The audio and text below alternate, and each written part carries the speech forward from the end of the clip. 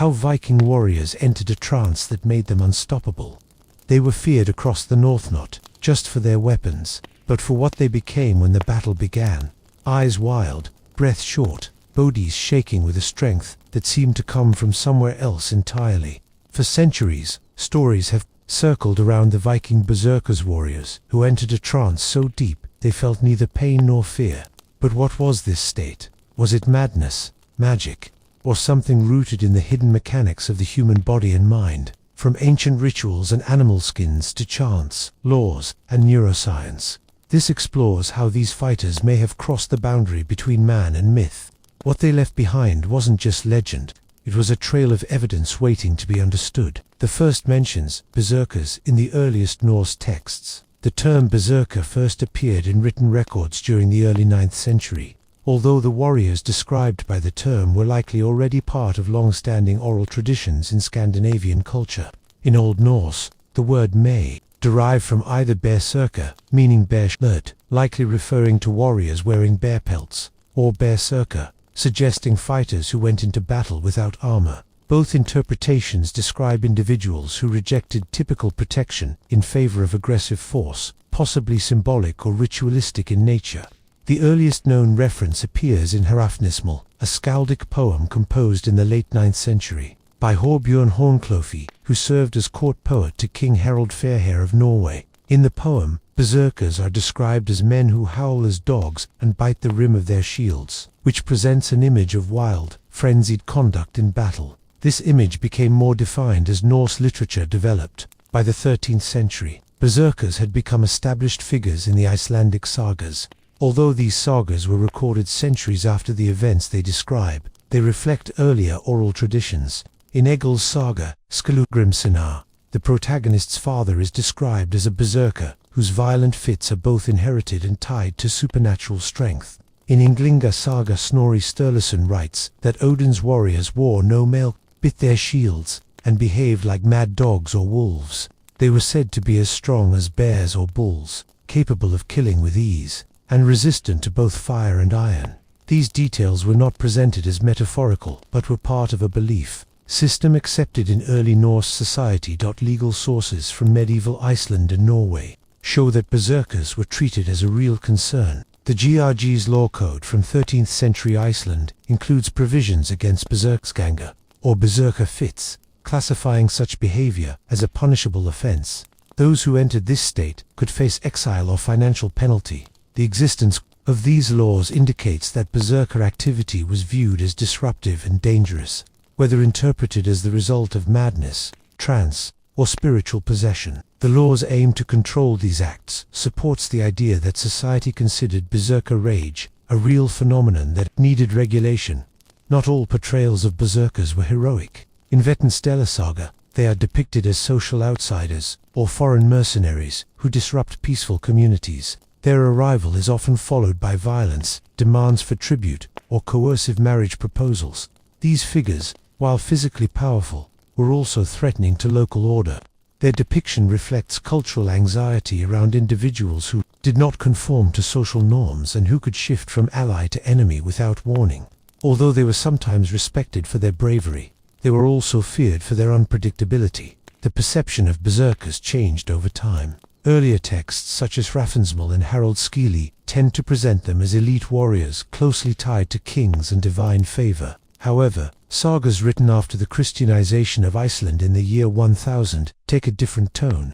Berserker rage is sometimes described as a sign of demonic influence or associated with pagan excess. As Norse societies moved toward centralized Christian authority, the berserker came to represent an unacceptable aspect of the older, tribal warrior tradition. Clergy condemned berserker practices, and religious influence shaped the legal codes that sought to end them. Skaldic poetry, which played an important role in recording historical memory, preserved the image of the berserker in early narratives. These complex and structured poems were often composed to honor rulers or commemorate battles. In this context, berserkers appeared as battlefield figures whose presence indicated divine approval. Their extreme behavior, shouting, foaming at the mouth, and fighting with unnatural strength, was sometimes seen not as madness but as a sacred condition granted by Odin. Berserker rage was interpreted as a spiritual transformation suitable for combat, not simply a lack of control. Physical evidence for berserkers remains limited. No graves have been definitively identified as theirs, and no specific weapons or armor linked to them. Still, some imagery may hint at how they were perceived. The 11th century Tangelgerda stone from Gotland shows a warrior in an aggressive stance, possibly wearing an animal headdress interpreted by some scholars as a berserker. Other memorial stones and textiles depict warriors with beast-like features or exaggerated gestures. Through lore codes, sagas, poetry, and visual art, berserkers endured as vivid symbols seen as powerful yet unstable figures within Norse society across generations. Rage and ritual. The psychological landscape of Norse warfare, the Viking Age, from around 793 to 1066 CE, was not only defined by seafaring and expansion, but also by warfare shaped by ritual, belief, and psychological conditioning. In Norse society, readiness for battle included physical training and mental preparation. Rage in combat was not considered uncontrolled behavior, but rather a managed transition into an altered psychological state. The berserker was one example of this transformation, less a madman than someone purposefully entering a state that allowed for extreme endurance and aggression. A central concept in the Norse understanding of emotional transformation is a word meaning fury, inspiration, or ecstatic consciousness, closely linked with Odin, the god of war, poetry, and altered states. All was not associated only with violence, but also with creative power and prophecy. Odin was believed to grant this state to warriors and poets alike, making awe a culturally accepted tool for channeling intense emotion into action. Warriors who displayed extreme behavior were not always feared for it. Instead, such intensity could be viewed as a gift, especially when placed within a sacred or ritual framework. Fear, too, was not seen as weakness.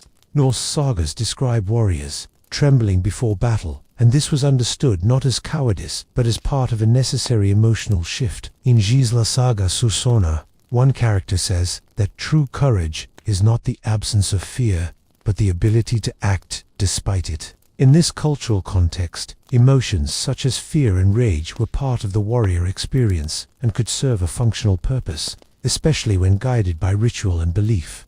Combat preparation in Norse society went beyond sharpening weapons. Warriors participated in pre-battle activities that helped set the mental stage for violence. These included group feasting, chanting, and invoking divine figures. According to saga sources, and supported by archaeological interpretations, such rituals acted as a form of mental conditioning. By marking a transition from daily life to battle, they helped warriors shift focus, suppress hesitation, and embrace the mindset expected of them. This transition often involved repetition of sounds, gestures, and symbolic language, which modern research shows can help induce trance-like or dissociative states. The Ebyggja saga offers an example, where warriors are shown chanting and calling on Odin before conflict. These behaviors resemble known practices for altering awareness, such as rhythmic movement or repetitive speech. Norse culture did not frame these actions as unusual, they were part of warrior tradition. These methods, reinforced by myth and ritual, likely helped create a reliable mental state suited for high-stress combat. The saga literature also describes warriors as Marama, or shape-strong, referring to those who could shift their inner nature under pressure. While sometimes associated with literal shape-shifting, the term more often described psychological change. Berserkers fall into this category. They didn't merely get angry, they entered a radically different mode of behavior. They ignored pain, acted without hesitation, and displayed strength beyond what was considered normal. Such changes were understood not as loss of control, but as an intentional or divinely influenced shift in being. Modern studies in combat psychology describe similar phenomena. Soldiers under extreme stress sometimes report tunnel vision, time distortion, or acting without conscious thought.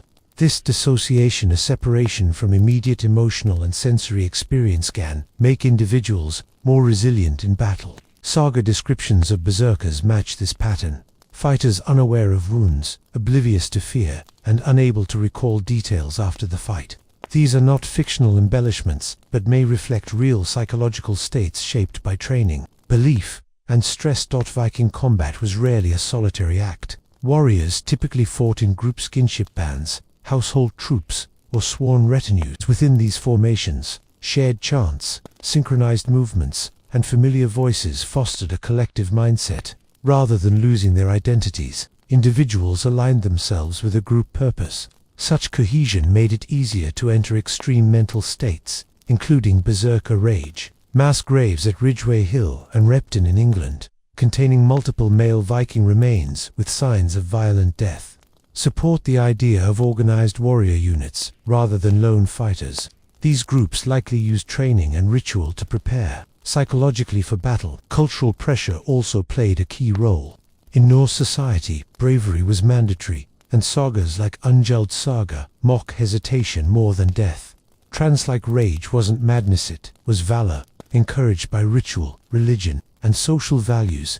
Animal skins and altered selves, the symbolism of the bear and the wolf. In early medieval Scandinavia, animal symbols carried spiritual and cultural meaning, especially in warfare. Among Norse warriors, the bear and the wolf represented more than strength, they symbolized transformation. Warriors who wore their skins were not just cloaking themselves for protection, they were assuming alternate identities, stepping into roles that blurred the line between man and beast. These skins marked entrance into altered states and were central to the warrior. Traditions of the Berserkers and the Ulfhauner, or wolf-coated men. The bear, Bjorn in Old Norse, stood for endurance and power. Warriors wearing bear pelts were called Berserkers, a term likely derived from Berserker, meaning bear shirt. These men were thought to channel the strength of the bear in battle, acting with great force and showing no pain or fear. Several sagas describe Berserkers fighting without armor, with animal pelts as their only protection. This was not mere recklessness, it was seen as proof of transformation. The skin marked them as operating beyond ordinary human limits. Wolves had a different symbolism. Viewed as social, intelligent, and deadly in groups, they represented strategy and cohesion. The Ulfhauner were warriors who wore wolfskins and were believed to adopt a pack mentality. While Berserkers often fought as individuals, Ulfhauner acted in coordinated groups.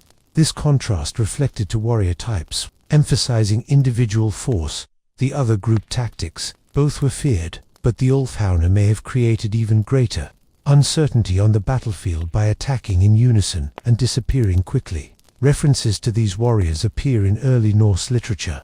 In Harald's Fili, attributed to Thorbjorn Hornklofi in the 9th century, King Harald Fairhair's troops are described as Ulfhauner, Odin's chosen shield-biters who fought without armor and could not be blocked. In Vatnsdæla Saga, Berserkers are shown wearing animal pelts and fighting with intense rage. The repeated use of animal skins in these texts suggests the transformation was taken seriously and not used symbolically or decoratively. It marked an altered state recognized by the community. Archaeological evidence supports these ideas. Though no graves have been confirmed as belonging to Berserkers or Ulfhauner, some burials include animal pelts. The Osseberg ship burial from around 834 CE contained fragments of bear and possibly wolf fur among grave goods. While this was a high-status female burial, the presence of these furs shows their cultural significance. At Berka in Sweden, several male warrior graves included animal remains, weapons, and items linked to Odin. These finds suggest that animal skins played a role. Beyond practical clothing, visual depictions also align with these identities. The Tangelgurda stone from Gotland, dated to the 8th or 9th century, shows a figure that may be wearing an animal pelt among other armed men. Interpretations vary, but some scholars believe this represents a warrior in ritual garb, possibly a berserker or ulf. Though subtle, the imagery matches the descriptions found in poetry and sagas, pointing to a shared understanding of transformation through costume and combat ritual.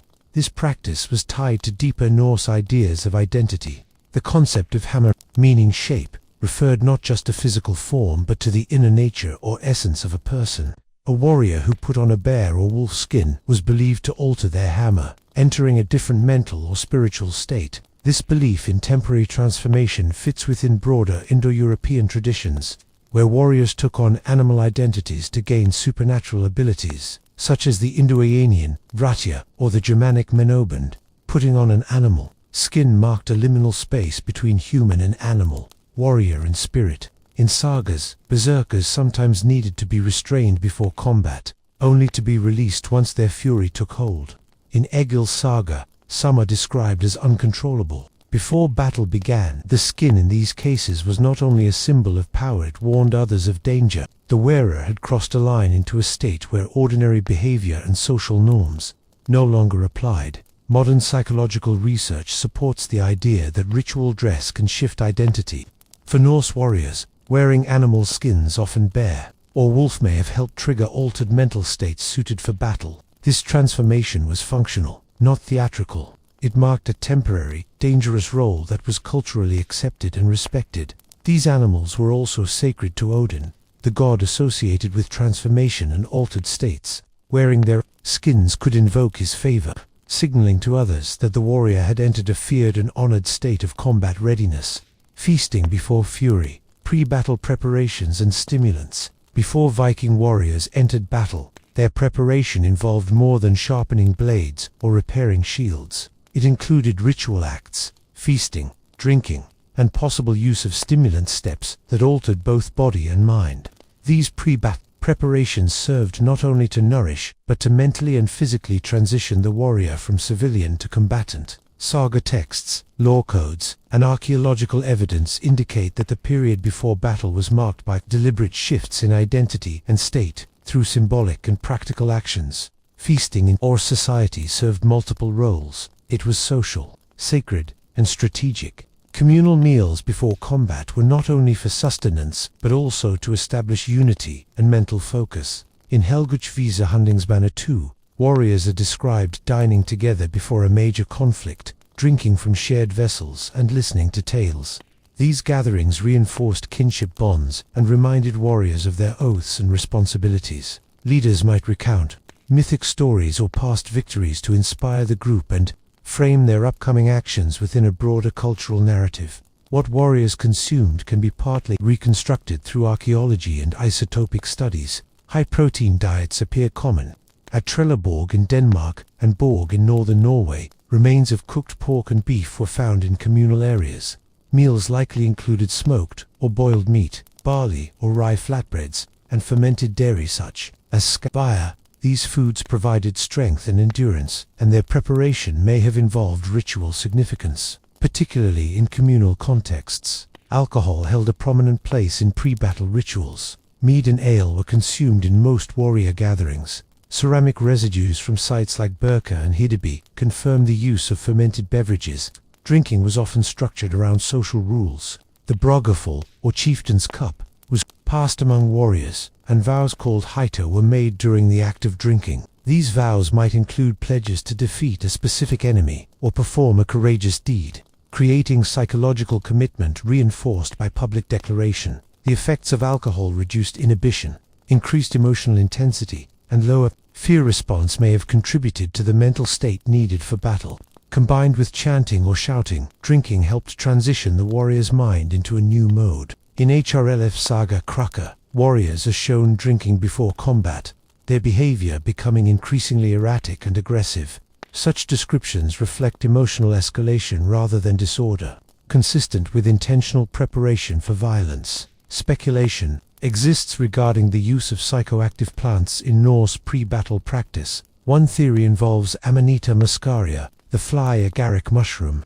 It contains psychoactive compounds such as muscimol and ibotenic acid, which can cause hallucinations and dissociation. Though no direct archaeological proof links it to Viking rituals, some scholars argue that berserker state marked by pain insensitivity and frenzied action may reflect chemically induced altered consciousness. However, sagas do not explicitly mention its use, and effects vary widely based on preparation and dose. Other botanicals, such as henbane, hyoscyamus, niger, or fermented grain products with psychoactive mold, have also been proposed. While definitive conclusions remain elusive, it is plausible that certain individuals experimented with such substances. The symbolic effect of these materials may have equaled or exceeded their physical effects. Consuming a special item before battle, regardless of its actual potency, marked a transition. It signified the warrior had stepped into a different role, closer to a divine or mythic state. Sound likely reinforced these shifts. Some sagas describe roaring, chanting, or recitation of poems before combat. These auditory elements acted as stimuli, heightening arousal and group cohesion. In Egil's saga, warriors preparing for battle are described reciting verses loudly and moving rhythmically. These behaviors mirror known mechanisms for inducing trance or emotional intensity, especially when paired with alcohol or sensory ritual. Fasting also had a role, particularly in the context of duels. In Holmgang ritual Single Combatsum, fighters abstain from food beforehand. Gretti's saga mentions isolation prior to fighting, possibly involving fasting. Modern science shows fasting increases catecholamines, which elevate alertness. The Norse would not have understood the biochemistry, but may have observed its psychological effects. Fasting, like feasting, was a form of bodily priming linked to ritual behavior. These practices show Norse battle preparation blended practical and symbolic methods. Eating, chanting, and possibly using mind-altering substances formed a ritual. Process warriors crossed a threshold from daily life into a heightened state. Physical readiness mattered, but mental transformation through belief, behavior, and altered states was essential to the Viking warrior's role. Rhythms of the drum, sound, chant, and the induction of trance. The Norse world was filled with sound. From wind over the fjords to the creak of ships, daily life in Viking Age Scandinavia unfolded in a dense auditory landscape. In this environment, certain sounds held psychological and spiritual weight. For Viking warriors, rhythmic sound through chanting, shouting, and percussion became a tool for mental preparation. These sound rituals, while not preserved in musical notation, are referenced in sagas and supported by modern research into rhythm and its neurological effects. Sagas frequently mention vocalization before battle. Warriors are described roaring, chanting, or reciting poetry in raised tones. In Egil's saga Skallagrimsana, Egil delivers fierce verse before fighting. In Gretti's saga, the protagonist chants in measured rhythm before attacking. These actions follow recognizable sound patterns, often involving repetition. They serve to heighten emotional arousal and diminish rational restraint. Some accounts describe these vocalizations as automatic or involuntary, pointing toward trance or dissociative states reached through rhythmic speech. Chanting in groups creates shared rhythm and synchronized breathing. This physical alignment can produce psychological effects. Studies of group chanting show that participants may experience heart rate synchronization, reduced stress, and a shift toward brainwave patterns associated with altered consciousness. This process, known as interpersonal physiological synchrony, helps explain how chanting in Viking warbands may have fostered collective emotional states. Although Norse sources lack musical notation, skaldic poetry and pre-battle descriptions suggest rhythmic speech was widely used for more than communication. It shaped psychological readiness. Drumming is harder to confirm archaeologically. Drums are rarely preserved in Norse contexts. However, Scandinavian folk traditions and Sami shamanic drums show that percussion existed in the broader region. Though Sami practices differ, cultural exchange likely occurred. Percussive rhythm may have been created through means other than drums, such as shield strikes, weapon clanging, or synchronized stomping. These forms of sound-making, described in saga sources, could have played a role in inducing altered states before combat. The shield itself may have been used as a percussion instrument. In Heraldskvili, berserkers are said to bite their shields and let out howls. This behavior, sometimes dismissed as irrational, may have involved deliberate, rhythmic stimulation. Warriors striking shield rims with swords or fists would have created repetitive sound patterns. When combined with chanting, such rhythms could override normal sensory processing and heighten arousal. The resulting mental state likely suppressed fear and enhanced readiness for close combat. Neuroscience shows that rhythmic auditory input can produce neural entrainment synchronization of brain activity to external rhythms. This is observed in military marches, religious ceremonies, and drumming rituals across cultures. In combat contexts, rhythmic sound reduces activity in the prefrontal cortex, where hesitation and risk assessment occur. It also stimulates the limbic system, heightening emotion. When Viking warriors engaged in rhythmic vocalizations or shield beating, they were likely creating neurological conditions conducive to violence. The Norse word galder, usually translated as chant or incantation, supports the idea that sound was used intentionally to shape mental states. Though associated with magic, Galder also appears in martial contexts. In Ungeld Saga, warriors recite chants to invoke protection or unsettle enemies. Galder was usually rhythmic and repetitive, not improvisational. It may have provided cognitive structure, a rhythm that helped suppress ordinary thought and foster trance. Whether in battle or ritual, its function was less about performance than transformation. Across early Indo-European traditions, rhythm and repetition often accompany warrior initiation or combat preparation. The Greek pyrikios, a dance involving stamping and shouting, served a similar purpose. Celtic and Germanic groups used comparable techniques. These cultural parallels suggest the Viking use of sound in battle fit a larger pattern where rhythm bridged ordinary consciousness and the altered states necessary for combat. Sound may also have served as an identity marker. War bands may have used specific chants tied to lineage, leaders, or regional origin. In Orkneyinga Saga, a group chants a phrase linked to its chieftain as it enters battle. These phrases, functioning like modern military cadences, reinforced group identity. Sound united individuals into a unit,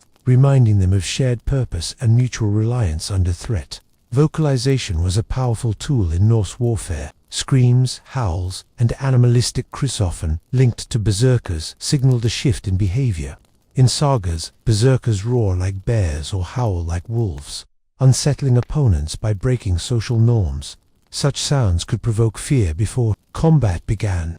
The soundscape of Viking battle wasn't mere background. It shaped both the warrior's mental state and enemy perception. Chanting, shouting, and rhythm acted as preparation and psychological warfare, embedded in combat experience. Despite leaving little material trace behind, Odin's warriors, berserkers, in Norse religion and mythology. Odin was central to Norse religion as a god of war, wisdom, poetry, and transformation. Unlike deities of order or peace, Odin was associated with extremes: madness, death, and the pursuit of hidden knowledge. Among the warriors tied most closely to him were berserkers. These fighters appeared in saga literature not only as fierce combatants, but as figures believed to be chosen or influenced by Odin himself. Their battle rage and unusual behavior were often interpreted as spiritual possession rather than personal emotion. In the Ynglinga Saga, composed by Snorri Sturluson in the 13th century but based on older oral traditions, Odin is described as having the ability to control the minds of men. According to the text, Odin's warriors went without armor and were as mad as dogs or wolves. They bit their shields and were strong as bears or bulls. This passage directly connects berserker behavior to divine influence. Their shield, biting, howling, and apparent immunity to pain were described not as insanity, but as signs of Odin's power working through them. The Old Norse word, or, which appears in the name Onin, relates to inspiration, madness, poetry, and battle. Frenzy. The use of this word in both poetic and martial contexts implies that berserkers and poets were believed to draw from a shared altered state. Just as poets entered trance-like inspiration, berserkers were believed to channel divine madness. This association presented their rage as something beyond human emotions, something tied to Odin's cosmological role. Odin's own mythological acts supported this interpretation. In the Havamal, Odin sacrifices himself on the world tree, Yggdrasil, for 9 nights to gain secret knowledge. He wounds himself with a spear and refuses all nourishment. This voluntary suffering and pursuit of transformation reflect the physical extremes that berserkers were known for. Their willingness to endure pain and detach from ordinary consciousness aligned with Odin's own path to wisdom and altered perception. In Völuspá, another poem from the poetic Edda, Odin leads the dead in battle. These warriors, known as the Einherjar, reside in Valhalla and prepared daily for Ragnarok. Their selection was based on bravery in battle, not moral behavior. A berserker, who fought without hesitation or fear, would be an ideal member of this army. Their combat style and indifference to death matched the requirements to serve Odin in the afterlife. Some scholars suggest that berserkers may have held ritual or cultic roles within Odin worship. Their use of trance, animal symbolism, and behavior in battle resembles shamanic traditions in neighboring cultures. Odin himself practiced seer, a magical art typically associated with women. In Ynglinga Saga, Snorri writes that Odin knew magic which gave him power over others' minds. This capacity to influence mental states reflects the broader idea that berserkers were more than fighters, they were participants in a religious system involving spiritual transformation. Grave findings across Scandinavia offer indirect support for this interpretation. Amulets, shaped like bears, wolves, and other animals have been discovered in warrior graves, alongside weapons and high-status items. At Berka in Sweden, some graves contain animal skins and ritual tools. While none of these burials can be definitively identified as belonging to berserkers, the combination of animal imagery and Odin-related symbols indicates that warriors and religious ideas were closely linked. Odin's companions also reinforce this image. He is frequently associated with ravens and wolves, animals of battle and death. His wolves, Jerry and Freki, and ravens, Hugin and Muninn, appear in poetry and mythology as extensions of his power. The idea of battle as the Feast of the Ravens comes from this association. Berserkers, acting under Odin's influence, were understood to participate in this mythic order, where violence served a sacred role. In the sagas, berserkers are portrayed as both admirable and dangerous. While their strength and fearlessness were respected, they were often viewed with suspicion. In Erbygja saga, one such warrior threatens a community by demanding a bride through force. This shows that while connected to divine power, berserkers could also be perceived as unstable and unpredictable. Rituals likely helped induce the berserker state. Fasting, chanting, and wearing animal skins prepared them for battle. Their rage was seen not as personal anger, but divine possession, temporary and sacred. Afterward, some collapsed from exhaustion, marking the trance's end. Berserkers were viewed as Odin's instruments, making war a ritual act. The rage that burns. Descriptions of berserkers in battle. Descriptions of berserkers in battle appear across multiple Old Norse texts, and while many accounts are presented in stylized or poetic form, the consistency of traits is notable. These warriors were not remembered for strategy or formal discipline, but for raw power, unpredictable behavior, and an apparent disregard for injury or pain. Their condition, referred to in sources as berserkskanga, going berserk, was depicted as a physical and psychological state, sometimes so severe it posed a danger to allies as well as enemies. In Ynglinga saga, Snorri Sturluson describes berserkers as men who went without armor and were as mad as dogs or wolves. They bit their shields and were strong as bears or bulls. They killed people, but fire and iron could not hurt them. This literary passage lists traits that appear repeatedly across other texts: animal-like rage, extraordinary strength, and resistance to injury. The behavior of biting shields was not merely theatrical, it suggested a loss of human composure and entry into a violent, altered state. Episodes in other sagas expand on this idea. In Egil's saga Skallagrimson, Father Skallagrim experiences berserker episodes that persist outside of battle. During one fit, he kills a man during what was meant to be a wrestling match, only to require restraint afterward. The detail highlights that the berserker state was not always tied to combat situations. It could arise unpredictably, with consequences extending into daily life. In Hervora saga, OK Hyrix, berserkers are shown howling and foaming at the mouth even before battle begins. Rather than follow formation or wait for orders, they charge ahead of their comrades, disrupting enemy ranks with uncontrolled aggression. In Volsunga saga, the sons of Arngrim are portrayed as killing wildly, not always distinguishing friend from foe. These portrayals suggest that while berserkers could be powerful assets, their unpredictability posed risks to their own side. The physical symptoms of berserkskanga are frequently emphasized in the literature. These include trembling limbs, distorted facial expressions, bulging eyes, and incoherent speech. In modern psychological terms, such behavior may resemble dissociation or an adrenaline-fueled episode. Nonetheless, these symptoms were interpreted in the sagas as evidence of a deeper transformation, possibly involving divine influence. In Vattenstella saga, a berserker continues fighting after being run through with a spear, only collapsing when his rage subsides. This pattern reinforces the belief that pain was temporarily suspended during the berserk state. The apparent resistance to injury and pain was often viewed as spiritual rather than medical.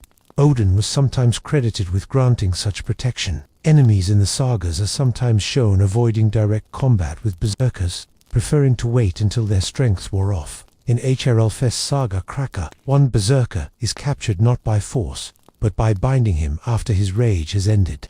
This approach indicates that while berserkers were feared, their invincibility was recognized as temporary.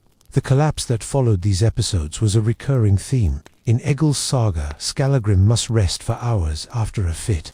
This detail shows that the berserker state drained the individual physically. The rage was unsustainable and burned out quickly, leaving the warrior fatigued and vulnerable. The temporary nature of the condition helped distinguish it from ordinary aggression. It was a defined state with a beginning, peak, and end. Socially, the consequences of berserker behavior were not always tolerated. Outside battle, these traits were seen as disruptive or even criminal. In Grettir's saga, a berserker is exiled due to his uncontrollable violence. Icelandic law codes, including the GRGs, contained provisions against berserksanger, which could result in punishment or out. This legal response indicates that the behavior, whether fully real or partially mythologized, was significant enough to be addressed formally. While berserkers are typically portrayed as men, a few sources hint at women accessing similar states. In Skildunga saga, some shield maidens are said to fight with fury like that of berserkers, though such accounts are rare.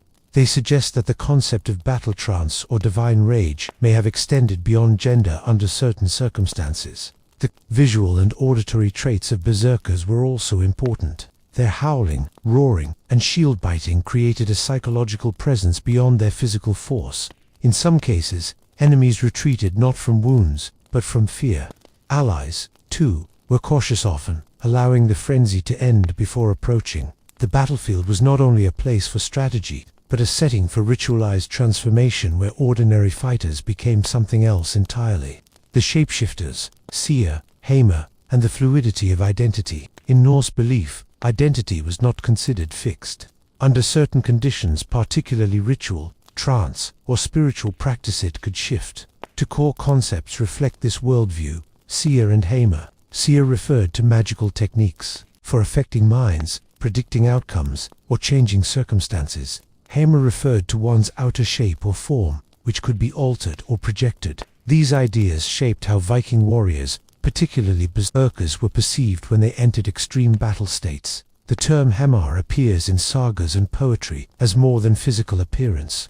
It described a person's projected form or spiritual extension. In Vatnsdæla saga, a man named Aralefar Lamefoot is seen by his enemies in the shape of a beast, even while he remains elsewhere. This was not considered metaphorical. Norse texts treated such projections as real and dangerous. Identity was flexible, and a person's presence could be split or transformed through ritual or intent. Berserkers were often described as having entered a different state. They wore animal skins and behaved like beasts. In Ynglinga saga, they are said to fight as mad as dogs or wolves. This behavior was not just aggression, it was understood as transformation. When they bit shields or howled, it reflected a shift in their state, possibly becoming something beyond human. These actions weren't performative. They were seen as activating something latent or divine. Seer was commonly associated with women, but some men, including Odin, practiced it. In Ynglinga saga, Odin uses Seer to know the fate of men and influence their minds. Though seen as unmanly in some contexts, Odin's use of it gave it divine legitimacy. Norse myths frequently describe gods changing form. Odin could take the shape of birds or old men. Loki transformed into a mare. These acts were not illusions, they were treated as physical, meaningful changes that allowed the gods to operate outside normal constraints. Warriors may have drawn on similar ideas. In Egil's saga, Skallagrim is overtaken by rage, loses control, and later collapses. This episode resembles a trance state: brief, powerful, and exhausting. Berserker rage could thus be understood as a human entering a temporarily altered state through methods comparable to Seer. It wasn't a permanent change, but a functional one. The self was overridden for a purpose. Shape-shifting myths reinforce this view. In Volsunga saga, a father and son wear wolfskins and behave like wolves. In Harbar Slj, Odin and Thor debate who holds greater power, with Odin claiming shape-shifting ability. These stories suggest that the Norse believed powerful figures could alter identity, particularly in battle, trickery, or spiritual contexts. The idea was not symbolic. It was treated as genuine transformation, whether through magic or divine channeling. Archaeological finds suggest the belief in transformation had a material aspect. Items from sites like Torslanda and Osseberg include depictions of figures wearing animal masks or heads. One Torslanda plate shows a figure, possibly Odin, next to a warrior in a beast-like helmet. Animal-shaped amulets found in graves may have served as symbols of transformation or protection. These artifacts reflect a culture where adopting another form, even temporarily, was tied to religious or martial function. In Erbyggia saga, a man appears after death in the form of a bull that terrifies those who see it. This reflects the belief that one's hammer could remain active beyond physical death. Some sagas describe people sending their hammer to distant places, acting apart from their bodies. This supports the idea that selfhood, in Norse understanding, was not strictly tied to the physical body and could be extended or altered through ritual or force of will. Modern psychological comparisons include dissociative states in which individuals feel disconnected from their bodies or perform actions without conscious awareness. Combat veterans have described moments of detachment, hyperfocus, or uncharacteristic behavior under stress. In Viking culture, such states would not be medicalized, but understood as spiritual or magical transformation. A warrior in a trance was not sick, but empowered. The Berserker's altered state likely drew on both hammer and seer. In battle, he may have shifted from his ordinary self into a transformed state through divine possession or ritual practice. Afterward, he often returned fatigued or disoriented, marking the end of the trance. In Norse belief, such transformations were not unusual but deeply rooted in warfare and spirituality. Berserkers, though not always honored, were feared and respected. Identity's ability to shift through battle, magic, or divine will was central to Norse imagination. Blood and boundaries. Berserkers in law and society. Berserkers were more than battlefield myths. They were social realities whose presence could provoke fear, admiration, or legal response. In Norse sagas, they appeared as agents of chaos and power, yet outside of battle. Their unpredictable behavior posed a serious challenge to the social order. As Norse societies developed structured legal systems, especially in Iceland, efforts were made to control and define what behaviors were acceptably among warriors who had once been celebrated. The Georgis, Iceland's medieval law code, compiled in the 12th and 13th centuries but based on earlier traditions, contains specific clauses addressing berserker activity. It defines berserkskanga, the state of going berserk, as a punishable offense. If a man entered such a frenzy and harmed others outside of sanctioned warfare, he could face severe penalties. The code explicitly states that a man who becomes so wild that he attacks others or animals outside the context of battle could be declared a criminal. Legal consequences included outlawry, which stripped a person of all legal protection. An outlaw could be killed without consequence, and his property could be seized. This legal stance suggests that berserkers, while acknowledged as real and dangerous, were not above communal norms. Sagas illustrate the legal and social danger berserkers posed. In Grettir's saga, Grettir Asmundarson shows behavior comparable to berserkers' sudden rages and a disconnect from social norms. Although not explicitly called a berserker, Grettir's status as an outsider and a feared figure demonstrates how communities responded to uncontrollable strength. In other sagas, berserkers arrive uninvited to settlements, demand marriages, insult leaders, or challenge warriors to duels. This recurring pattern of berserkers as ungovernable figures often ends with them being killed or driven out, reinforcing their marginal status. A notable example appears in Hrlf's saga Krokka, where berserkers serve as bodyguards to a king. Initially seen as assets, they grow increasingly erratic, challenging nobles, threatening other warriors, and becoming a danger to the court itself. Eventually, they are expelled or killed.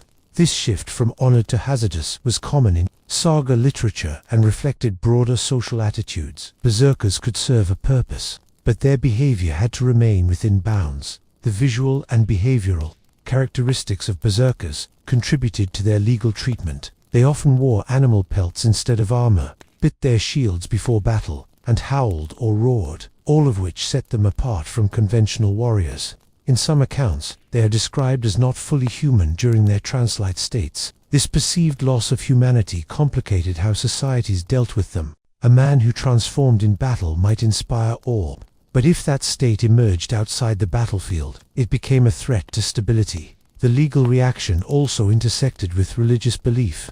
Berserkers were sometimes linked with Odin, the Norse god of war, wisdom, and sorcery. Odin's association with trance states and altered consciousness extended to warriors believed to fight under his influence. This divine connection added ambiguity. Were berserkers holy instruments or uncontrolled dangers? As Christianity spread through Scandinavia from the 10th century onward, church leaders increasingly condemned berserker behavior. Trance states, once seen as divinely influenced, were recast as signs of madness or even demonic possession. New Christian laws framed berserker rage as a sin, not a divine gift. By the 11th and 12th centuries, legal codes throughout Scandinavia began including explicit penalties for pre-Christian practices such as seer sorcery and berserks. In some Christianized laws, participating in berserker behavior could result in excommunication or severe corporal punishment. These laws reflected changing ideas about violence, control, and acceptable behavior under a Christian worldview. The berserker, once tolerated or even honored in early Norse settings, now became a figure to be controlled or eliminated. Despite growing legal restrictions, berserkers still held symbolic power. Runestones and family histories occasionally commemorated individuals linked to the berserker tradition. The LFHNR warriors who fought in wolfskins may have served as elite guards, demonstrating how certain groups attempted to manage and direct berserker traits for strategic purposes. Even within organized armies, however, berserker behavior was closely monitored. A berserker who lost control could endanger not only himself, but the entire warband. Eventually, the berserker figure faded from active military roles, but he remained in folklore. In post-medieval Icelandic tales, berserker-like figures haunted roads or graveyards, often serving as warnings or omens. Their presence in oral tradition suggests that, although legally suppressed, cultural memory preserved them as symbols of a wilder, older world. Mushrooms, madness, or method. The debate over psychoactive use, the theory that Viking berserkers entered their altered states through psychoactive substances, has drawn interest for decades. Sagas describe these warriors as roaring, shield-biting figures who fought with apparent disregard for injury or pain. While some attribute this behavior to spiritual ritual or divine possession, others suggest that certain plants or mushrooms may have helped trigger the transformation. One of the most discussed candidates is the mushroom Amanita muscaria, or fly agaric, found across the northern hemisphere, including Scandinavia. It is known for its bright red cap and white spots.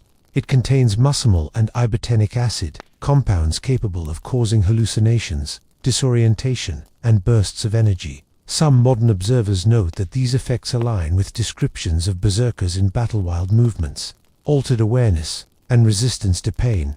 Neurologist Howard Fabbing was among the first to connect Amanita muscaria with berserker behavior. In the mid-20th century, he proposed that the mushroom could have been used as part of a pre-battle ritual. Ethnographic parallels in Siberia, where shamans have used the mushroom in ceremonies to achieve trance states, seemed to support the idea that similar practices may have existed in Viking Age Scandinavia. However, the mushroom's effects are highly variable. Preparation method, dosage, and the user's physiology all influence its outcome. While it can cause aggression or hallucinations, it may also lead to nausea, sedation, or confusion. Moreover, Norse sagas and historical records never mention Amanita muscaria explicitly. Without archaeological or textual evidence directly linking the mushroom to warfare, the theory remains speculative. Another candidate is henbane, Niger. This plant contains scopolamine and hyoscyamine, alkaloids, known to affect the nervous system and alter mental states. Henbane can cause hallucinations, confusion, and unpredictable behavior effects that some interpret as consistent with berserk. The plant was known in medieval Europe and occasionally used in medicinal or magical contexts. A 2019 excavation at Ranheim, Norway, uncovered henbane seeds at a Viking-era site. The context was not military, but their presence indicates awareness of the plant's properties. Researchers have suggested it might have been burned, consumed, or brewed. Unlike Amanita muscaria, henbane's effects include increased aggression and temporary detachment from surroundings, traits that could mimic the berserker state described in sagas. Yet henbane carries its own complications. Its toxicity makes it dangerous, especially in uncontrolled doses. Its association with pre-Christian practices also lacks confirmation in Viking texts. While its known effects fit the narrative of trance and fury, no saga links henbane to warriors or battlefield use. Alcohol has also been proposed. Mead and ale were part of Norse feasts and often consumed before battle. Alcohol can dull pain and heighten aggression, and it was widely available. Some have argued that it may have acted as a catalyst for ritual transformation. However, the berserker state described in texts includes symptoms such as convulsions and collapse, which are not characteristic of alcohol alone. Some scholars argue that psychoactive substances may not have been necessary at all. Ritualized movement, rhythmic breathing, fasting, and emotional priming could induce altered states. In many cultures, warriors and shamans achieve trance-like focus through repetition and ceremony. Sagas mention roaring, trembling, and shield biting. That may have been part of a process to induce psychological separation from everyday identity. This interpretation is supported by modern psychology. Under extreme conditions, humans can enter dissociative states, where memory is impaired and pain is diminished. Adrenaline and cortisol can heighten strength, focus, and endurance. Soldiers and athletes occasionally report tunnel vision or a loss of self-awareness during peak performance. If berserkers were trained or socially conditioned to reach this state, they may have achieved it through preparation rather than chemicals. Religion may have played a key role in the berserkers' transformation. Berserkers were sometimes described as being filled with Odin's rage. As the Norse god of war and madness, Odin was believed to bestow altered states of mind upon chosen warriors, enabling them to act beyond normal limits. Whether spiritual or psychological, the effect was real to those who saw it. Legal records from medieval Iceland, such as the GRG's law code, imposed punishments on berserkers who entered their rage outside of battle, treating berserker gung as a genuine, observable condition. While some suggest psychoactive substances, no specific theory has been proven. Instead, the berserker state likely resulted from a complex mix of belief, ritual, biology, and environment, rather than a single drug or plant. Breathing fire, controlled hyperventilation, and emotional extremes. Descriptions of Viking berserkers often include trembling, howling, convulsions, and other physical responses that suggest not only rage, but a transformation in physiological state. One modern theory suggests that these changes may have been achieved through controlled hyperventilation and emotional stimulation, rather than through drug use or mystical experience. This explanation proposes that the berserker condition was the result of intentional manipulation of breath, bodily tension, and mental focus to alter how a warrior processed pain, fear, and exertion. Hyperventilation involves rapid or deep breathing. That reduces carbon dioxide in the bloodstream. This can cause dizziness, tingling, tunnel vision, and detachment from one's body. While often seen as a sign of panic or anxiety, it can also be induced deliberately in various cultural contexts to reach altered states. In religious, shamanic, or warrior traditions, controlled hyperventilation may be paired with rhythmic movement or vocalization to enter trance-like states, marked by decreased sensitivity and increased arousal. Descriptions in Old Norse literature offer potential support. In battle preparations, berserkers are described as biting shields, roaring, and shaking behaviors that may functionally resemble modern breathing rituals used to activate the nervous system. These actions could raise adrenaline levels, tighten muscle groups, and increase respiratory activity. Together, these responses help create a shift in mental state that allows for increased endurance, reduced fear, and decreased perception of pain. In modern studies, individuals in high-pressure environments such as combat, performance, or extreme sports sometimes report entering flow states, where awareness narrows and perception of time shifts. In these moments, fear and hesitation are reduced. The body releases adrenaline and cortisol, sharpening focus and numbing pain. These conditions mirror how sagas describe berserkers, men so overcome by fury that they no longer feel wounds and cannot be stopped, until exhaustion overtakes them. The Ynglinga saga states that Odin's warriors went without armor and were as mad as dogs or wolves. They felt neither fire nor iron, according to the text. Though exaggerated, this aligns with the physiological effects of adrenaline combined with intense focus. Pain thresholds can increase substantially during extreme stress. Breathing techniques that lead to hyperventilation can aid in triggering this biological state. supporting the theory that berserkers used controlled physical preparation to alter consciousness. Breath-driven rituals appear in cultures beyond Scandinavia. Indian pranayama uses structured breathing to affect the mind and body. In Tibetan practices, controlled breath and visualization are central. In modern examples, like the Wim Hof method, deep breathing and breath holding are used to reduce pain, sensitivity, and increase cold tolerance. While these examples are from different times and places, they support the idea that the human body can be shifted into unusual performance states through controlled breath. In warrior cultures, breath and emotion are often combined to prepare for conflict. The Imbori haka performed before battle or ceremony involves powerful chanting and movement with synchronized breathing. In some African combat rituals, fighters dance and chant rhythmically to enter an altered state before engagement. These performances are not solely psychological, they are physiological tools to create cohesion, arousal, and fearlessness. Berserkers may have engaged in comparable routines with shield biting, roaring, and trembling acting as physical triggers. Several sagas describe what happened after the rage passed. Warriors collapse, sometimes unable to move or speak. This post-trance weakness mirrors the crash experienced after intense adrenaline use. When the nervous system returns to baseline, the body becomes fatigued, coordination drops, and cognitive focus diminishes. This suggests that the berserker state was temporary, sustained only for the duration of battle, and came at a cost. Such transformations would have had social consequences. A man capable of entering such a state was likely valued in warfare, but unpredictable elsewhere. Icelandic law codes, including the GRGs, penalized men who entered berserker rage outside battle. These laws suggest that the behavior was observable, considered real, and required regulation. If the trance could be self-induced through breath and mental arousal, communities may have sought to control when and where such practices occurred. The religious link to Odin adds depth to berserker transformation. Odin, god of war, trance, and madness, sought wisdom through altered states, hanging on Yggdrasil for 9 nights. Berserkers were seen as his chosen, their fury seen as divine possession. Roaring, shaking, and biting suggests preparation using breath, emotion, and bodily control. Brotherhood and battle lines, group dynamics in warrior cults. The image of the Viking berserker often emphasizes the individual alone warrior in a trance, charging without fear or hesitation. However, evidence from sagas and archaeology indicates these men did not operate in isolation. Behind the rage and animal skins were social frameworks built on loyalty, hierarchy, and ritual. Berserkers may have belonged to structured warrior brotherhoods that supported and regulated their extreme behavior in ways that fit within early medieval Scandinavian society.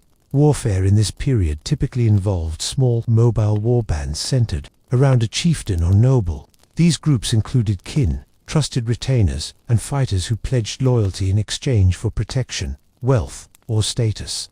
Berserkers appear not as outsiders, but as elite members within such bands. Their reputations, fueled by both fear and admiration, gave them distinct roles in combat and in the political order. Snorri Sturluson, writing in the 13th century, described Odin's warriors, including berserkers and wolfcoats, LFHNR, as men who fought without armor and entered battle in a trance. These figures were said to possess divine rage, a gift from Odin. The text presents these warriors not as isolated individuals, but as part of a collective devoted to a higher authority. They were considered elite, set apart by both ability and ritual association. The 9th century poem Hrafnamál, attributed to Thorbjörn Hornklofi, describes the warband of King Harald Fairhair in similar terms. These men are characterized by discipline, intensity, and loyalty to the king. They are referred to as Odin's men, emphasizing spiritual identity as well as military role. Their unity enhanced their power, and this group cohesion may have applied to berserkers as well. The idea of warrior bands tied to ritual and symbolic structures is consistent with known military traditions elsewhere. Ritual behavior such as chanting, shield biting, or synchronized movement before battle could have reinforced emotional intensity and unity. Psychological studies show that shared rhythmic behavior enhances group identity and heightens arousal. A warrior entering a berserker state might have done so alongside others following the same process. Rather than isolating himself, he may have participated in a collective rite that created a shared transformation. Modern parallels exist in military units where bonds of identity and loyalty support extreme behavior in battle. Members of elite forces often describe connections stronger than friendship, with identity shaped around the group's expectations. For Viking berserkers, loyalty to the warband or spiritual brotherhood may have sustained their trance states, and behavior, the trance then, would have been both a personal and social phenomenon. Some archaeological finds suggest the presence of organized warrior cults. At Gammal Uppsala in Sweden, a 10th century grave contained a man buried with bare remains and weapons. Though interpretation is cautious, such burials suggest a ritual or symbolic warrior identity. The inclusion of animal bones alongside elite status objects supports the idea that animal symbolism had both personal and collective meaning. The terminology supports this interpretation. Berserker likely derives from Berserker or bear shirt, indicating the wearing of a bear pelt. The LFH or wolf coats similarly suggest animal-themed identity. These garments may have marked affiliation with a group. Visual cues like animal skins would have helped reinforce internal cohesion and external recognition, identifying members of a specific warrior tradition. Sagas describe berserkers not only as fighters but as enforcers, bodyguards, or ceremonial figures. In Egil's saga, berserkers are hired by leaders to intimidate or protect.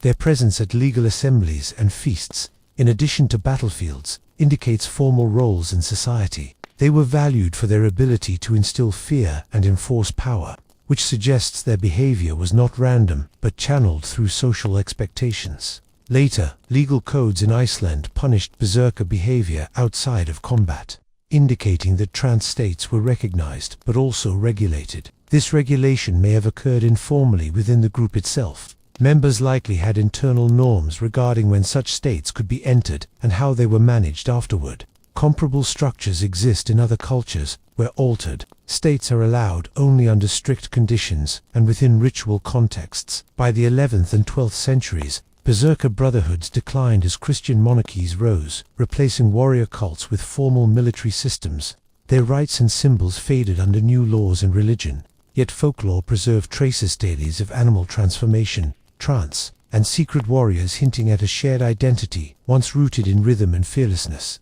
Dying to enter Valhalla, death ideology and risk psychology. The berserker's willingness to risk death in battle may not be explained solely by rage or altered states. In Viking society, beliefs about death and the afterlife shaped how warriors faced combat. The Norse worldview treated death not as an ending, but as part of a system that offered reward, purpose, and honor for those who died bravely. The promise of being chosen for Valhalla by Odin's Valkyries provided both a goal and an explanation for why risk was not only accepted, but expected. Norse mythology divided the afterlife according to the way a person died. Those who perished from sickness or age were believed to go to Hel, a quiet realm governed by the goddess Hel. Others, especially those lost at sea, might be received by Ren, the sea goddess, but warriors who died courageously in battle were thought eligible for Valhalla, Odin's Hall of the Slain. There, fallen fighters would engage in daily combat, feast every night, and prepare for Ragnarok, the final battle of the gods. Valhalla offered not peace, but endless purpose. The slain would rise each day to fight again, their wounds healed. It was a reward for bravery and a confirmation of worth. Entry into Valhalla was not guaranteed. It had to be earned through courage and distinction. The Valkyries chose from among the dead, selecting those who had proven themselves. This system reinforced the idea that dying in battle could be the most honorable outcome for a warrior. The Havamal, a poem attributed to Odin, presents this logic clearly. Cattle die, kinsmen die, the self must also die. But glory never dies for the man who can achieve it. In a culture that relied on oral tradition rather than written history, memory through storytelling was the main form of immortality. To be remembered in sagas and poems was to achieve lasting value. A death in battle could ensure that one's name and deeds would survive. Berserkers, known for fighting in front of the shield wall and displaying reckless bravery, were more likely than others to die in combat. Their behavior, charging without armor, ignoring pain, showing no fear, suggests that the risk of death was part of their role. This risk may have been accepted as necessary, even desirable. To fall while in a berserker trance, seen as a state connected to Odin's fury, could have been understood not as a defeat, but as a transformation. Modern psychology offers some support for this behavior. Studies show that when people believe death is meaningful or brings honor, they are more likely to take physical risks. This is especially true in groups where heroic death is celebrated. In Norse belief, fate called word was fixed. The Norns were said to weave each person's destiny. A warrior who believed his death was already determined might face danger, with fewer internal barriers. The idea that one could neither avoid nor delay what had been written created a mindset that favored action over hesitation. Sagas often reflect this fatalism. Characters enter battle stating that their time has come, or that if they are meant to die, they will. This belief, combined with ritual and training, could allow fighters to face deadly situations with calm determination. For berserkers, the trance state may have deepened this effect, making them appear unstoppable. Rather than being out of control, they were fulfilling a cultural and spiritual function. Odin, the god of war and death, played a central role in this worldview. He chose which warriors lived and which would be taken to Valhalla. In myth, Odin himself hung from the world tree for 9 nights to gain knowledge. This act of self-sacrifice connected pain with wisdom and transformation. Berserkers who followed Odin may have viewed death as an offering to him. Fighting and dying with intensity could be a sign of devotion. The societal structure supported these ideals. Death in combat was praised in poetry and remembered by families. Children were told stories of those who had died with courage. Joining the ranks of the remembered dead was a goal. A berserker's behavior, though dangerous, made sense within this belief system. Death was not failure. It was the price of being chosen. As Christianity spread through Scandinavia, this framework changed. The Christian afterlife emphasized peace and judgment rather than valor. The heroic death was no longer central to salvation. Over time, this shift contributed to the decline of berserker culture. Between ecstasy and terror, modern neuroscience meets Norse combat. The Viking berserker, described as nearly invincible and consumed by fury, has long captured the interest of historians and neuroscientists alike.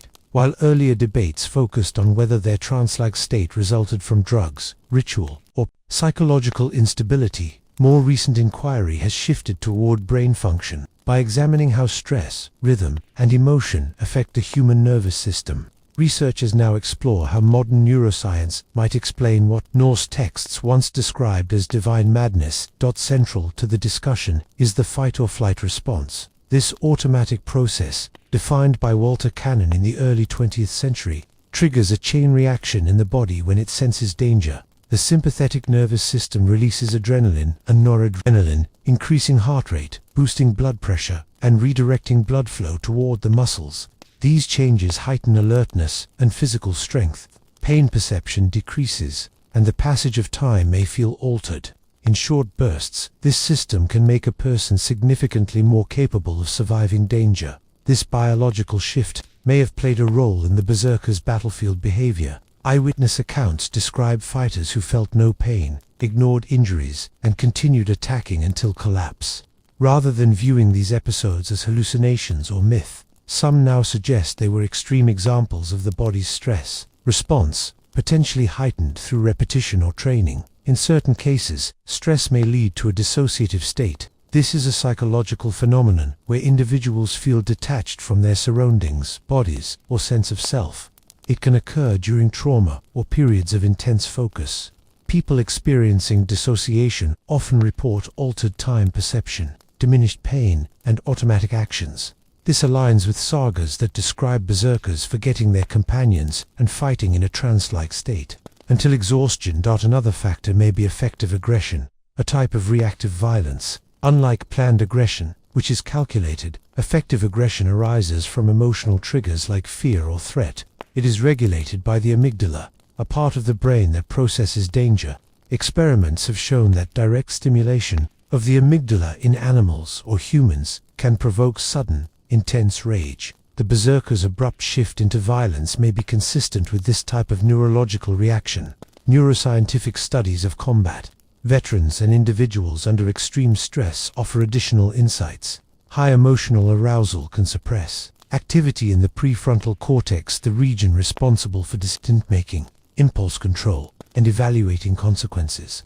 With this area deactivated, behavior becomes more instinctive and less thoughtful. This may explain how a berserker could charge into danger without hesitation, appearing fearless and unrelenting. Rhythmic sound and movement also influence brain activity. Drumming, chanting, and repeated physical motions are known to induce trance states. Clinical studies show that rhythmic input can synchronize brainwaves, a phenomenon called neural entrainment. In such states, individuals may experience heightened emotion, endurance, and altered awareness. Berserkers who beat their shields, shouted, or breathed heavily before battle may have used these techniques to enter such a condition. Similar practices appear across other cultures. In West African ceremonies, trance is achieved through repetitive dance and percussion. Sufi mystics engage in prolonged spinning to alter consciousness. Even modern military training incorporates ritualized drills and stress simulation to condition soldiers to override fear. These practices rely on controlled exposure to intensity to shift mental states.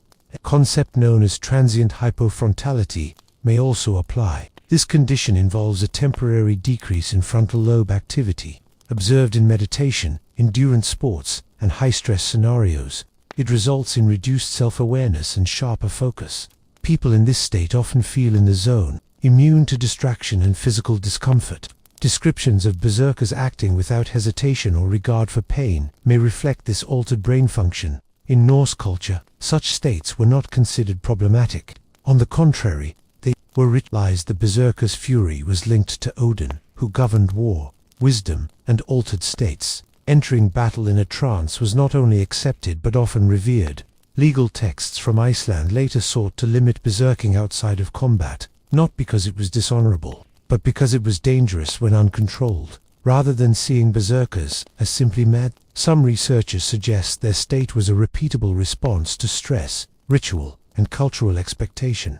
It was shaped by belief and reinforced through practice in a society that valued ferocity. Sagas describing shield biting, foaming, and relentless fighting likely reflect real altered states, rooted in biology but given meaning through Norse cultural and spiritual frameworks. The training grounds, physical conditioning, and endurance in Viking life. The Viking warrior's body was not shaped in gyms or through structured military drills. Instead, it was built through the daily demands of life on ships, in forests, and across rough landscapes. Physical conditioning during the Viking Age was inseparable from ordinary activity. Endurance and strength came from rowing, chopping, herding, building, and hauling. For warriors, especially those entering a berserker trance, physical readiness was not optional but foundational. Archaeological evidence from Viking burial sites, especially graves of weapon-bearing men, shows joint wear in shoulders, knees, and backs consistent with repetitive heavy labor. These physical markers indicate a lifestyle filled with exertion, while laborers showed wear as well. Warriors exhibited patterns reflecting combat-like motions, swinging weapons, bracing against force, and carrying heavy gear. Ships functioned as training grounds. Long-distance rowing required sustained effort, with crews pulling oars for hours, often in harsh weather. This repetitive action built core and upper body strength, while fostering endurance and coordination. For boys raised near fjords and harbors, shipwork began early and served as informal preparation for war. The discipline of synchronized rowing mirrored the unity later required in battle formations. On land, daily chores contributed to physical resilience, felling trees with iron axes, lifting logs, building homes from turf and stone. These were regular tasks that built full-body strength. Unlike modern workouts targeting specific muscles, Viking labor developed balance, agility, and endurance. Across uneven terrain, fishing, hunting, and transporting cargo-shaped bodies, suited for physical confrontation. Viking clothing and gear also played a role in strength training. Shields often weighed over 15 pounds. Carrying them, along with a weapon, stressed the shoulder and arm for extended periods. Armor, though less common, added further burden. While chainmail was rare and costly, leather and layered wool garments were still heavy in combat. Moving effectively under this weight required practice developed by daily work involving similar physical challenges. Sagas rarely describe formal combat training, but mention contests and sparring. Games, tests of strength, and duels such as the holmgang helped maintain martial readiness. These formal or informal bouts allowed fighters to sharpen skills, resolved disputes, or established status. Young men likely observed and participated in such events, gaining familiarity with the rhythm and intensity of real combat. Feats of strength also functioned as social demonstrations. Wrestling, stone lifting, and swimming in cold water were common. The Grettir saga describes the hero Grettir lifting a large stone, known today as the Grettis lift, weighing nearly 300 pounds. These feats entered oral tradition, offering both entertainment and instruction. Participating in them built strength, pain tolerance, and pride qualities expected in a warrior. Berserkers depended especially on physical endurance. The trance-like state described in sagas pushed warriors to extremes, fighting with aggression until collapse. Such intensity required a strong body. While the trance may have altered pain perception, it did not eliminate the physical demands of battle. The body's ability to sustain effort under duress was built not in ritual, but in years of constant labor. Diet also influenced Viking physical condition. Their meals, based on availability, were high in calories. Meat, fish, butter, and cheese provided protein and fat, while barley and root vegetables added carbohydrates. Eating patterns followed seasonal abundance and scarcity, creating unintentional feast and fast cycles. These cycles may have helped condition the body to adapt to energy shifts. Building metabolic resilience. Water was not always clean or accessible. Ale or mead often replaced water when contamination was likely. These beverages were typically consumed during feasts or gatherings, not throughout the day. During travel or campaigns, warriors drank from streams or stored supplies, adjusting fluid intake to what was available. This irregular access added to their physical hardiness. Mental resilience developed alongside the physical life. In the north was unpredictable storms, crop failures, and isolation-shaped attitudes. From an early age, children witnessed hardship and learned to endure it.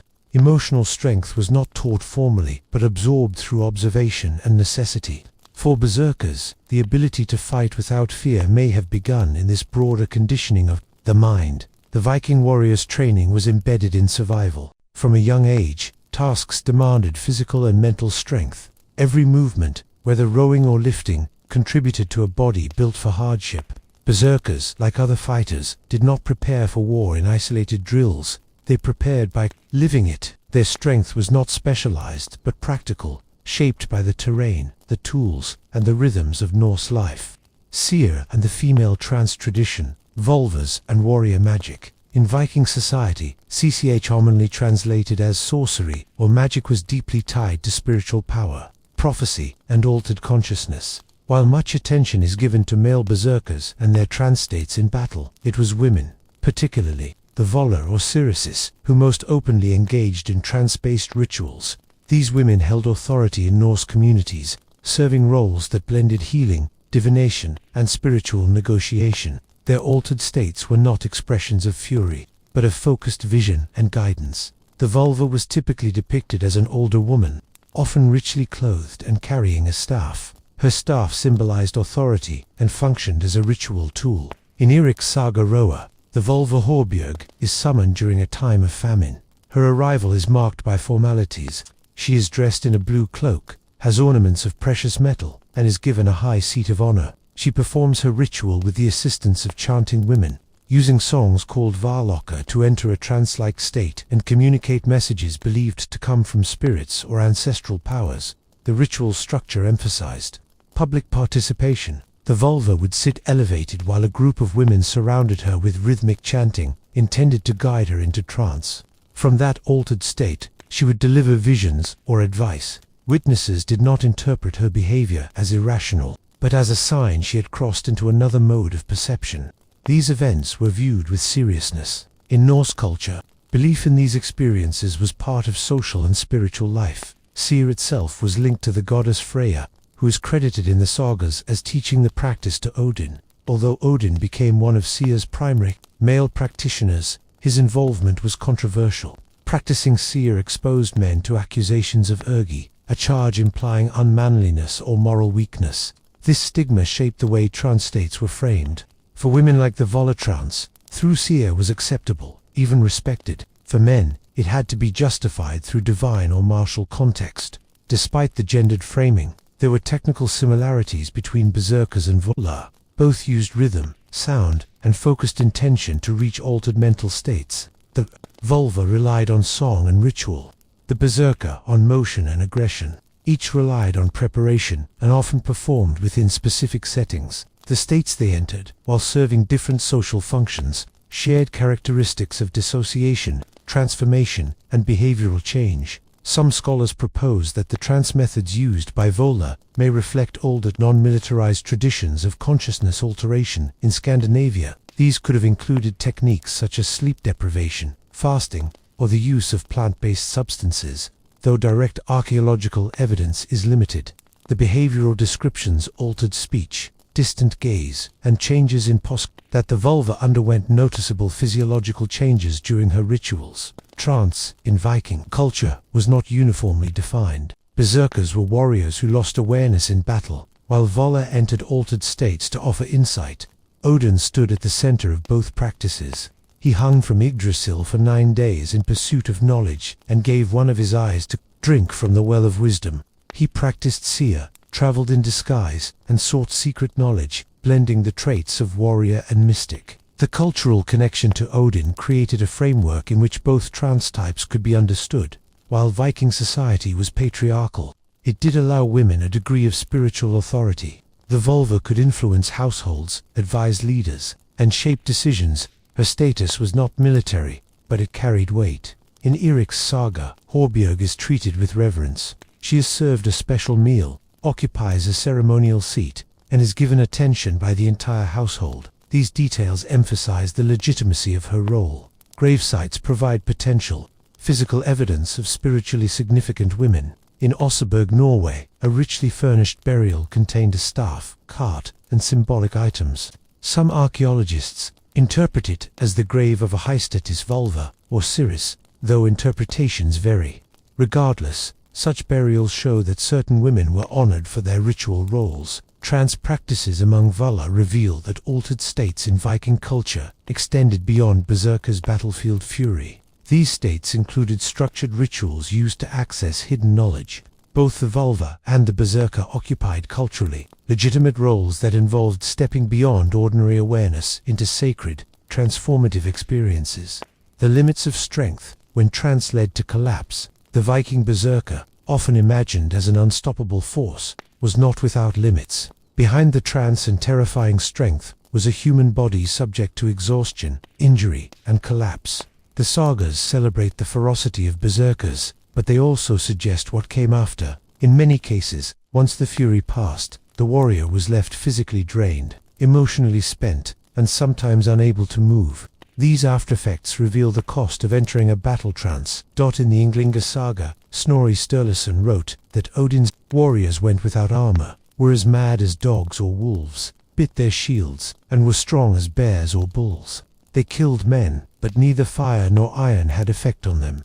Yet it also states that when the berserker fury left them, they were weak and helpless. This pattern appears in multiple sources, suggesting the trance was followed by a period of vulnerability. The berserker trance, like any extreme mental and physical state, placed heavy demands on the body. Adrenaline surges, emotional detachment, and the suppression of pain allowed them to continue when others could not. But these effects were temporary. Once the nervous system tried to reset, the body reacted. Modern research into stress responses has documented symptoms such as shaking, nausea, disorientation, and fatigue following high-intensity episodes. These align with what the sagas describe. This can be interpreted today as an autonomic crash. After extended activation of the fight-or-flight system, the body often swings into its opposite mode, sometimes called the rest and digest phase.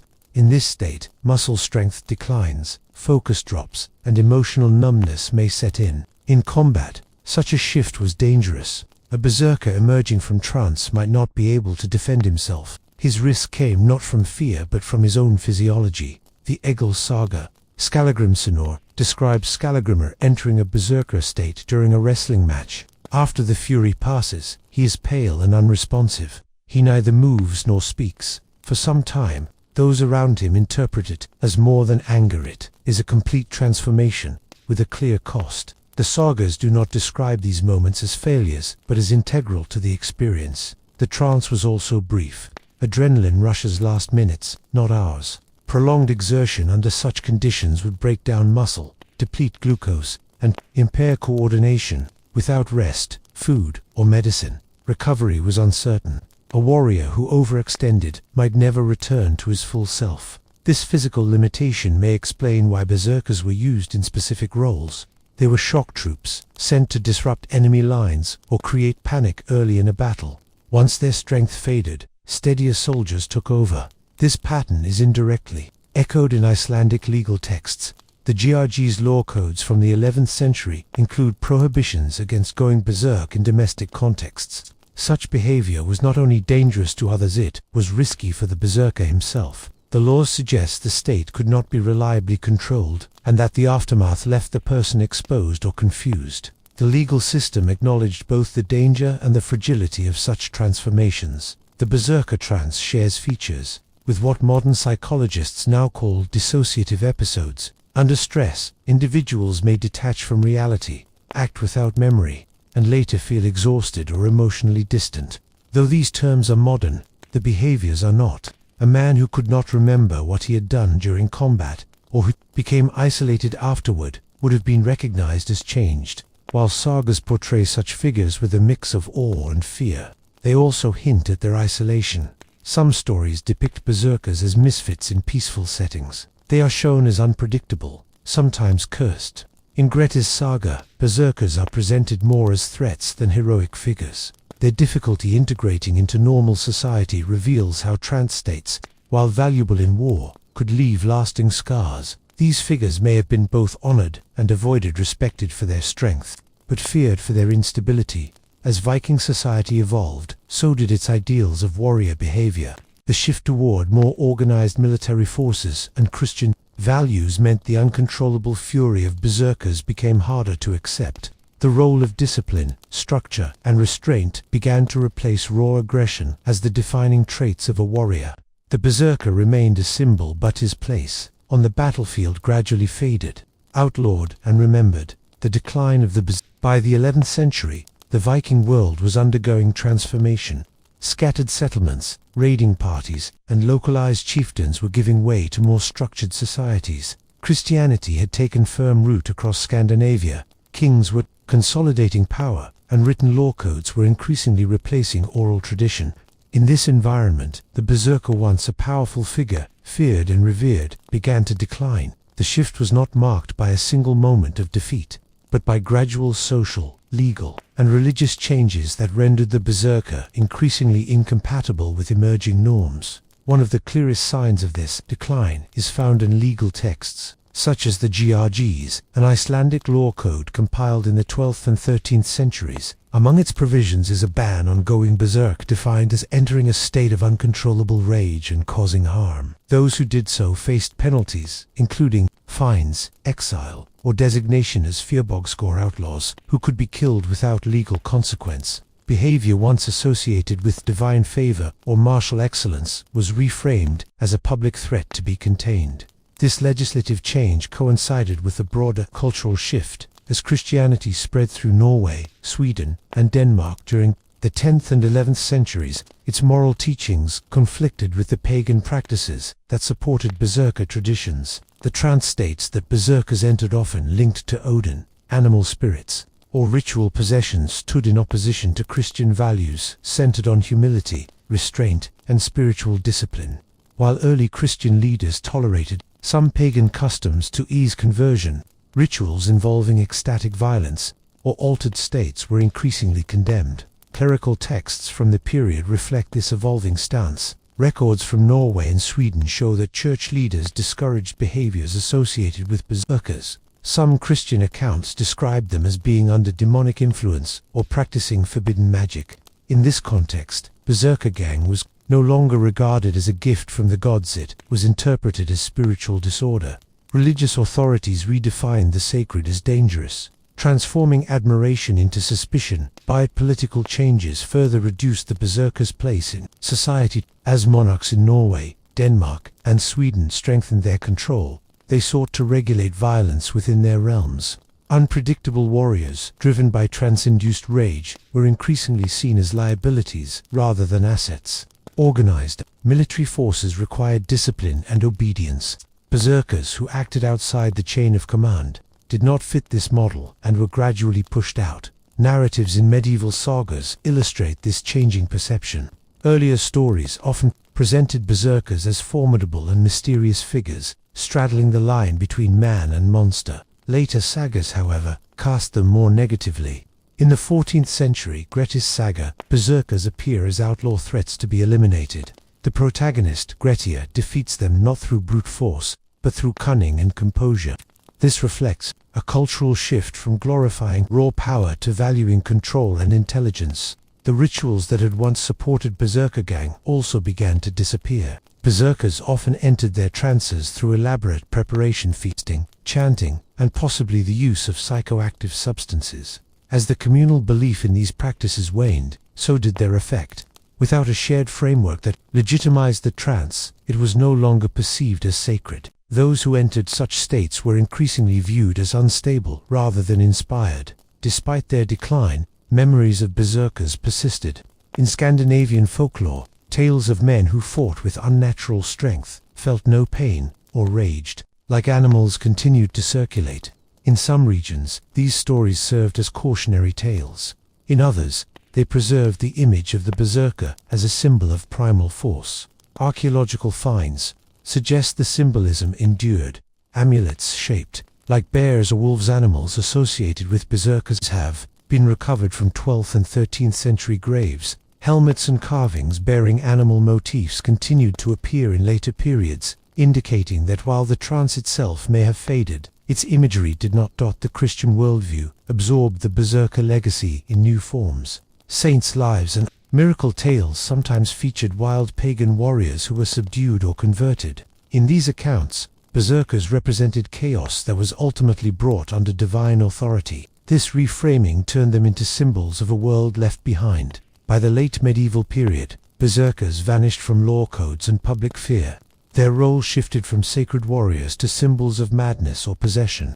Yet they were not forgotten. Stories, legends, and names preserved their legacy, reinterpreted through literature, art, and folklore by generations who remembered their fearsome presence. Warriors in memory, berserkers in later Scandinavian folklore. By the time berserkers had vanished from the legal codes and battlefield formations of Scandinavia, their memory had already taken root in another form, folklore.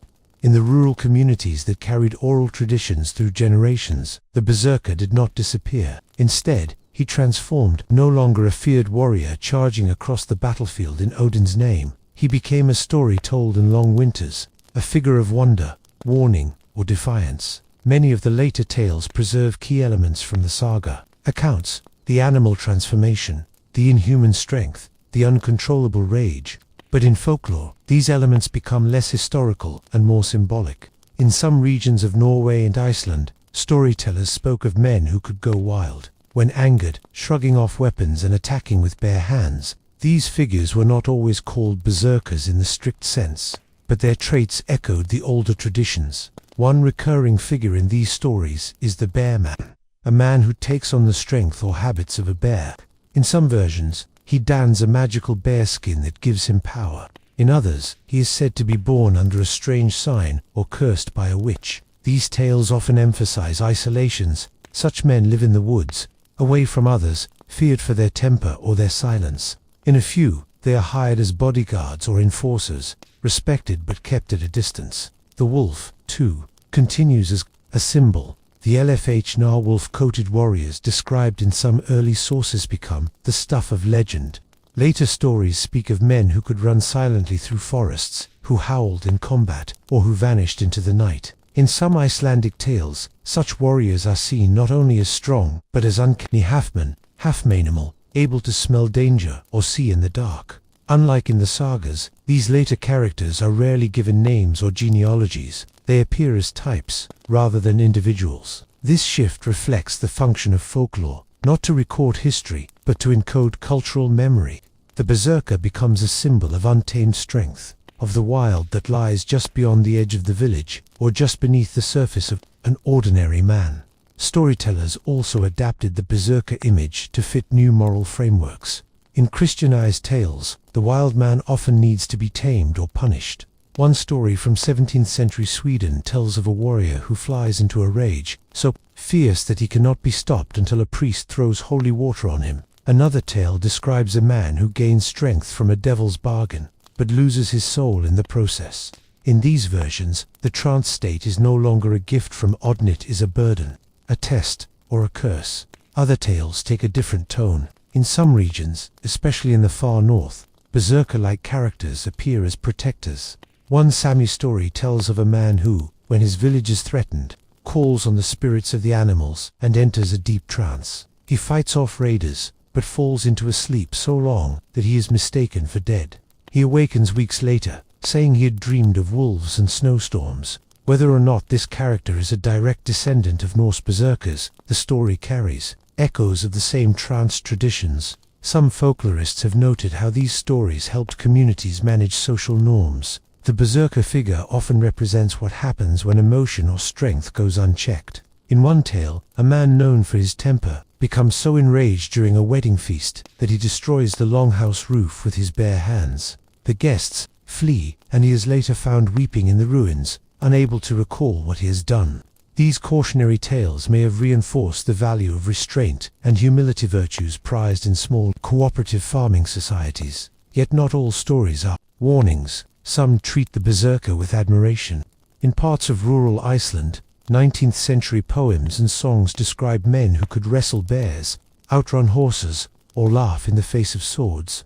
These verses often exaggerate, but they also preserve a cultural fascination with the body pushed beyond its normal limits. The berserker, even in memory, remained a symbol of possibility, the idea that strength could be something more than physical, something closer to myth. In these later tales, women sometimes appear as mediators.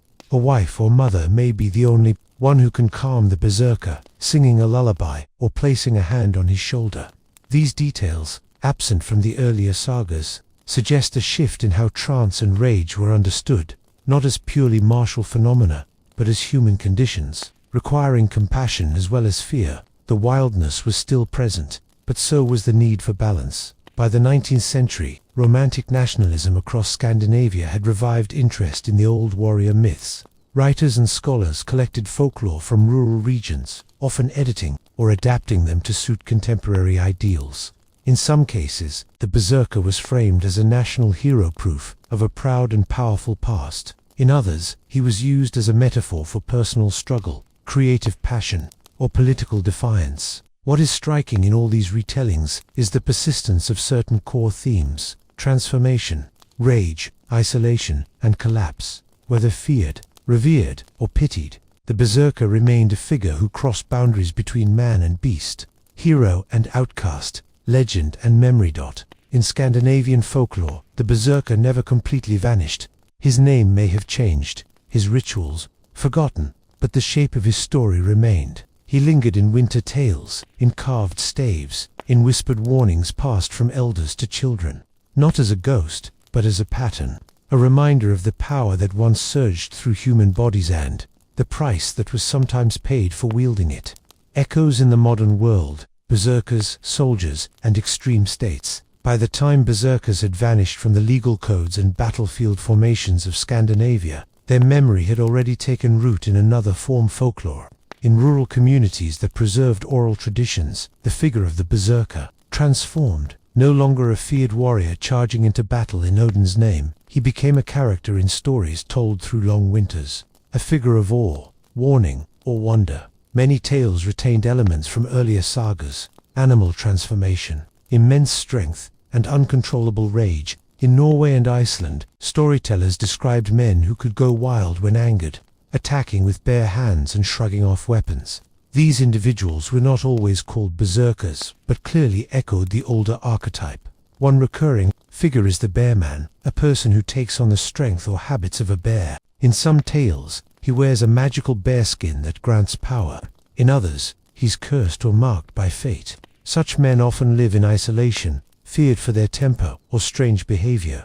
Occasionally, they appear as hired enforcers or bodyguards, but never fully trusted. The wolf also remained a symbol in folklore. The LFH Nar, or wolf-coated warriors mentioned in earlier sources, reappeared in stories of silent runners who vanished into forests and howled in battle. In some Icelandic versions, they could see in darkness or sense danger before it arrived. These figures, while stripped of historical context, carried the mythic weight of transformation and otherness. Unlike the sagas, which often gave characters, names and family backgrounds, folklore presented these figures as types. They had no lineage, no personal history. This shift reflected folklore's role in encoding cultural memory rather than documenting specific lives. The berserker became a symbol of power outside of rules, unpredictable, wild, and untamed. Christian influence reshaped many of these stories. The wild man was often framed as cursed or in need of redemption. A 17th-century Swedish tale describes a warrior who rages uncontrollably until a priest calms him with holy water. Another recounts a man who gains unnatural strength through a pact with the devil, only to lose his soul. These narratives reinterpreted berserker traits through Christian moral frameworks, portraying the trance not as divine favor, but spiritual danger. Some stories retained a different tone. In the northern Sami regions, for example, berserker-like characters sometimes protected their communities. One tale tells of a man who, when raiders approached, called on animal spirits and entered a trance. He drove the attackers away, but fell into a deep sleep and was believed dead. Weeks later, he awoke claiming he had dreamed of wolves and snow, though not explicitly Norse. The story retains echoes of berserker ritual. Folklorists have observed that these stories serve to reinforce social values. The berserker often represented what happened when power or emotion went unchecked. In one Icelandic tale, a man ruins a wedding feast by tearing the roof from the longhouse in a fit of rage. He's later found weeping among the wreckage, with no memory of his actions. Such stories may have functioned as cautionary tales in communities that relied on cooperation and self-control. Yet not every account was negative. In rural Iceland, 19th-century songs described men who could outrun horses, wrestle wild animals, or laugh in the face of danger. These verses, while exaggerated, reflected enduring fascination with strength that surpassed ordinary limits. Even stripped of their historical role, berserkers remained a symbol of human potential stretched to its edge. In some stories, women played a new role calming the berserker during his trance. A mother's voice or a wife's gentle hand might be the only thing that could reach him. These details were absent from older sagas and suggest an evolving view of rage as something emotional rather than purely martial, requiring empathy to resolve that. By the 19th century, romantic nationalism revived interest in heroic pasts. Scandinavian writers collected rural folklore, editing and publishing tales to support emerging ideas of national identity. In these retellings, berserkers sometimes appeared as noble warriors from a glorious past, or as metaphors for struggle and passion. They were reshaped, but never erased. The same themes repeated: transformation, fury, solitude, and collapse. The berserker remained a figure at the boundary between man and beast, power and ruin, memory and myth. In Scandinavian folklore, the berserker persisted. His name may have changed, his rituals may have faded, but his story endured and carved. Symbols, whispered warnings, and winter tales passed between generations.